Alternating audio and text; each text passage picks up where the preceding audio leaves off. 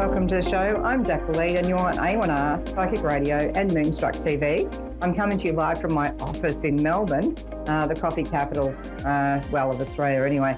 I'm not sure about the world, but, you know, we have our coffee. It's a thing. Been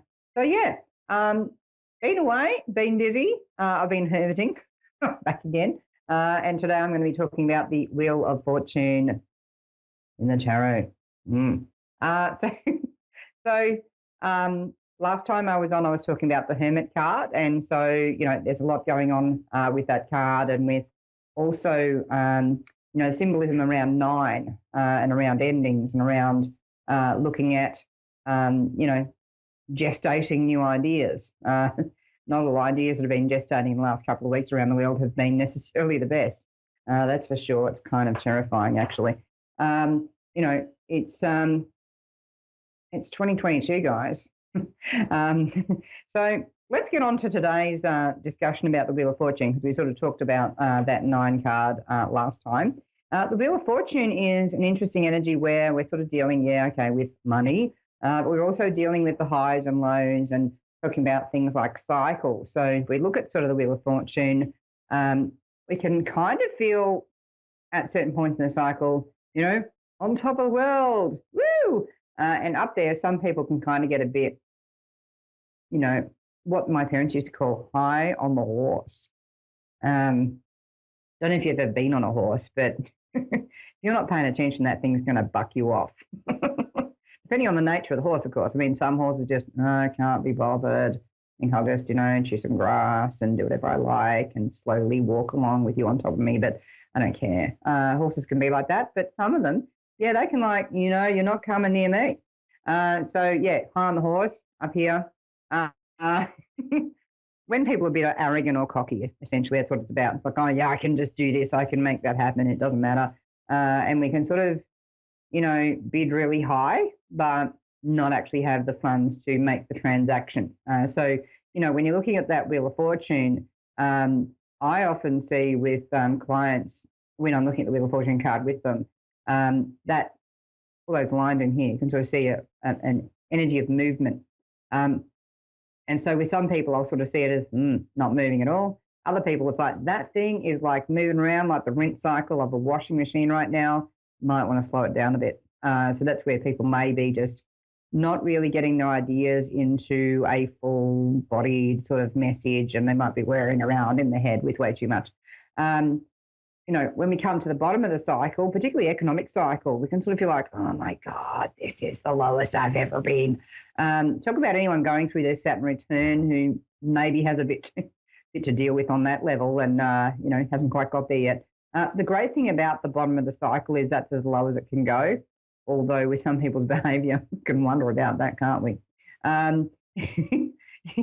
So it's really good to listen to your instincts and your intuition to guide you towards fortuitous events, sure, but we can't always be at that top of the cycle. So there's sort of an energy there of having to allow for where in the cycle you are. So it could be the cycle of life. We can't always be on top. Sometimes we need to, hit the deck to really realise what's important. If we look at the events of various different recessions, we look at the pandemic and how that's made people reassess what's actually important in their life, because, we can't live on bread alone. Although if you get gluten-free, that takes on a whole new level. It's not always fun. It's like allowing for the different stages of the cycle. Now, often in cards, they'll have different things around that Wheel of Fortune. But essentially, the main message here is about looking at what is within your control. Sometimes people with a 10-day of birth can be really good at taking charge, taking over, taking control, getting things back under control so that their wheel's not overspinning or sort of slowing down and all this sort of thing. Some people, however, can take that to the next level. It's like, oh, power. They're getting to that top of that wheel again. So it's sort of like if someone's getting too arrogant, they'll be humbled. If someone's not, like if they're really humble and they're not taking up that next step, they can also kind of find that there's this sudden energy of, people being aware of what they're doing and things, starting to turn in a good position for them. Other times it's about taking back your power. So some people with a 10 day of birth or a 10 in their sort of life path number before we get to the 1, there can be issues of control, power, leadership, and how that power is managed. Like for me, true power is the power within yourself. Some people see it as having power over others, as being, what the power is. And when people are obsessed with power, that's when, they end up bringing about their own end, because you can only go so far with that to a point before that wheel turns around again.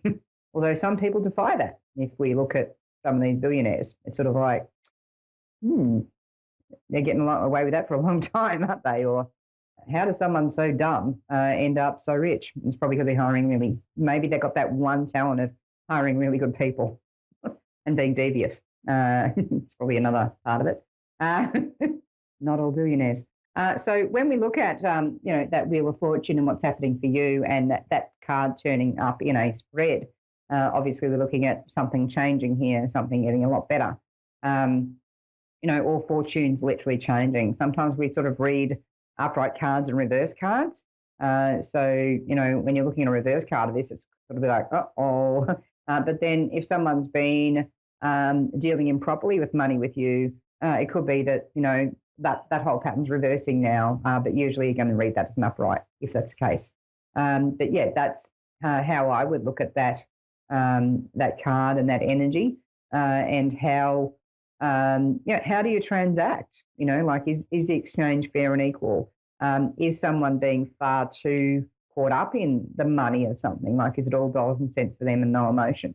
Are people sometimes holding back from their deeper feelings because they've been hurt, so they turn it into a transactional exchange? These are the sorts of things you can look at. And there's a lot more that you can look at within that Wheel of Fortune card, but that's what I'm sort of looking at with it today. So, if you're finding that card turning up for you, it's like things can suddenly be turning around. If you're looking at manifestation rituals, I do believe I've got one on my website. Yeah, I do. And I'd be able to share that with you at the end of this and put up on my Facebook page. But yeah, there's certain things you can do to invoke a change in fortunes or a change in how the money's being earned. Like, what are you literally, physically, practically doing to improve your finances? Not just, all right, go into the magic book. Woo! And when we look at, the practice of magic and manifestation, creative manifestation, it's like, all right, well, what's the intention behind this? What are you going to do with that fortune when you get it? I've had people come to me for readings over the years, and particularly people going into the share market or into cryptocurrency. It's like, oh my gosh. And one thing I've sort of said that helped you with wealth is to think of yourself as, wealth is not just about money. Abundance is not just about the cash someone owes you and bringing it back. Sometimes that fortune can come back to you by getting on with your life. Sounds, cliche, but getting on with your life and going towards what's positive for you that generates, more sense of abundance and things like that. That's where the gifts can start really weirdly coming in. And there's also this paying it forward business. Like in my case, some of my spiritual training was gifted to me by different teachers. So not just the the teachers from the other side that were teaching me, but actual living human beings that were gifting me different courses they wanted me to sit in and participating in, and they were gifting them to me. And it's like, wow, I was very shy at that point. It'd be hard to think of that right now, but I was. And I was terrified to ask anyone for anything. And, and here they were gifting me this training, wanting me to sit in their class. And I'm like, but I can't pay you. And it's like, we don't care. And I'm like, all right, well, what can I give you? No, this is a gift for you. It's like, oh, this is difficult. How do I accept this? So accepting abundance in your life is sometimes about saying, yeah, wow, look, thank you. Not always having to give back. And sometimes the giving back is in paying it forward. So this is where I've also gone and taught other people for free at times, or doing things like this show. I don't get paid from doing this. I actually am gifting this to people who maybe don't have the money to go and do different lessons. And when I've done readings on air, once again, it's maybe they can't afford the fee. that I'm charging that other people do pay. And this is a way of, once again, giving back. So when we look at, creating wealth and abundance, it's not just about give me, give me, give me. It's like, okay, well, what am I going to do with that when I get it? How am I going to exchange that back out into the community and share? With people who come in with looking at shares and money and issues like this, when they have gone into how can I exchange, what will I do with this once it comes in, how will I better the community around me in some way, even if it's just, a couple of people taking them under my wing, or caring for those near to me that aren't as fortunate.